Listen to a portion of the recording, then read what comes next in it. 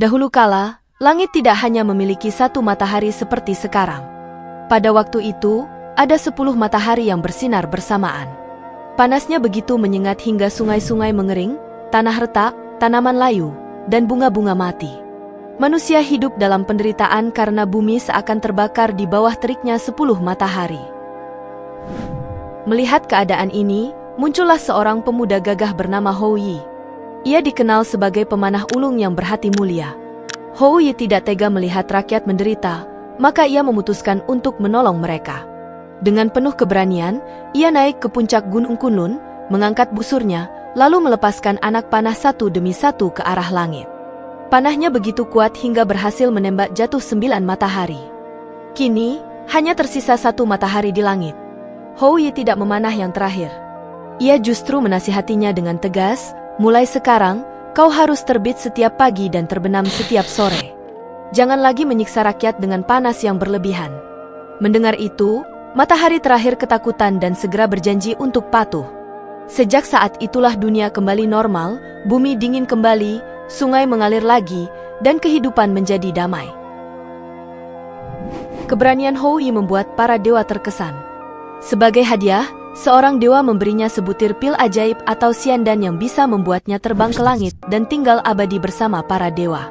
Namun Hou Yi tidak tega meninggalkan istrinya, Chang'e, perempuan cantik yang selalu setia mendampinginya. Maka ia menyerahkan pil itu kepada Chang'e untuk disimpan dengan aman.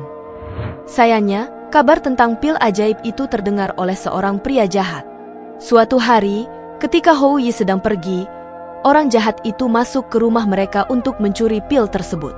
Chang'e panik dan tidak ingin pil itu jatuh ke tangan yang salah. Ia pun terpaksa menelannya sendiri. Begitu ditelan, tubuhnya menjadi ringan, lalu perlahan melayang ke langit. Chang'e tidak bisa mengendalikan dirinya dan terus naik semakin tinggi, hingga akhirnya ia sampai di bulan. Meski bisa hidup abadi di bulan, hati Chang'e diliputi kesedihan karena harus berpisah dengan Hou Yi. Bulan sepi tanpa manusia lain, hanya ada seekor kelinci putih yang entah dari mana datangnya menemani dirinya. Sejak itu, Chang'e tinggal di bulan dan dikenal sebagai Dewi Bulan. Ketika Hou Yi pulang, ia mencari istrinya ke segala penjuru, tetapi tak juga menemukannya. Dengan hati hancur, ia mendongak ke langit malam. Saat itu, ia terkejut melihat siluet seseorang di permukaan bulan. Tatapannya semakin jelas, ternyata itu adalah Chang'e. Ia sedang menatap ke arah bumi, seakan mencari suaminya. Hou Yi pun merasa lega sekaligus haru karena istrinya masih bisa ia lihat, meski tak bisa lagi bersama di bumi.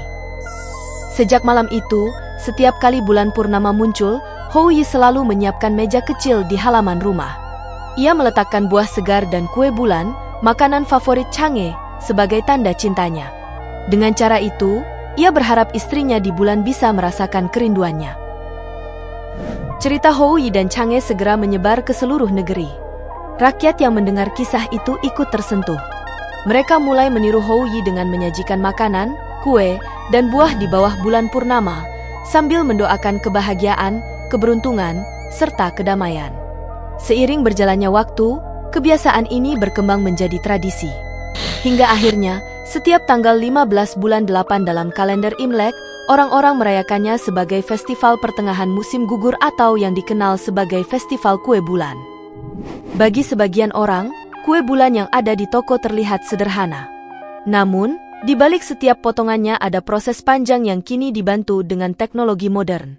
Salah satu perusahaan besar menggunakan mesin bernama STA360 dan SD97W dari Anko Fute.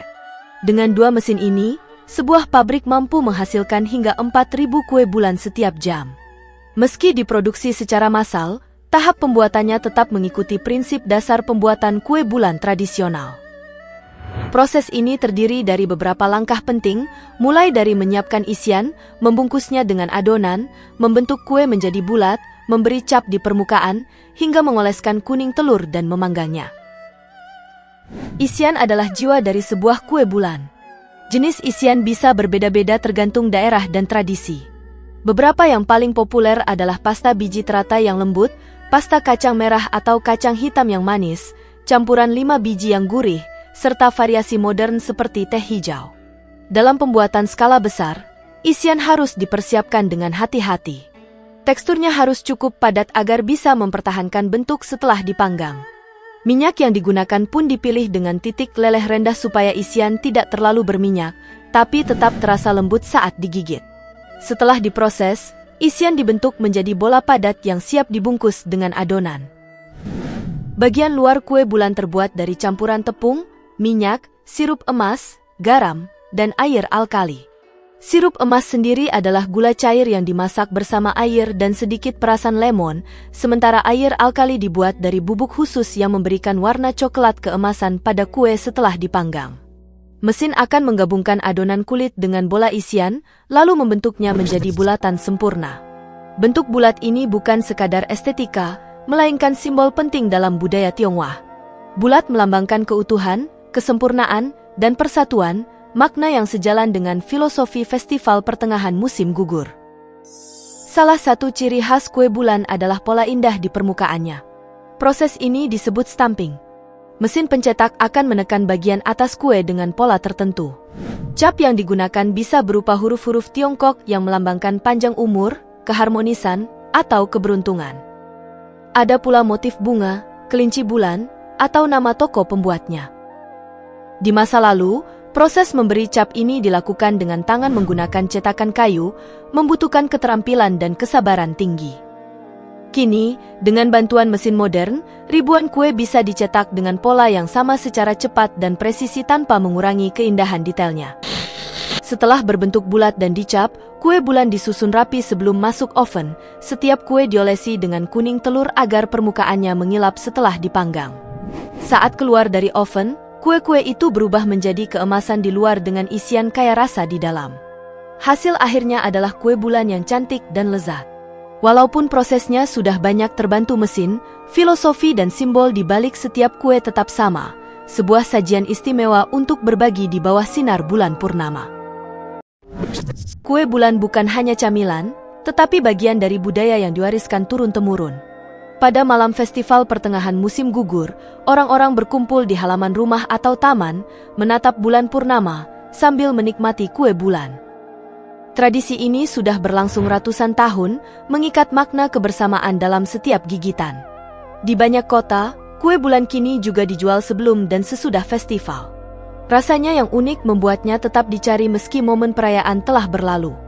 Baik di toko roti maupun supermarket besar, kue bulan selalu menjadi simbol nostalgia yang mengingatkan orang pada keluarga dan kampung halaman. Festival pertengahan musim gugur bukan hanya tentang bulan atau makanan, melainkan tentang menghargai waktu bersama orang-orang terdekat.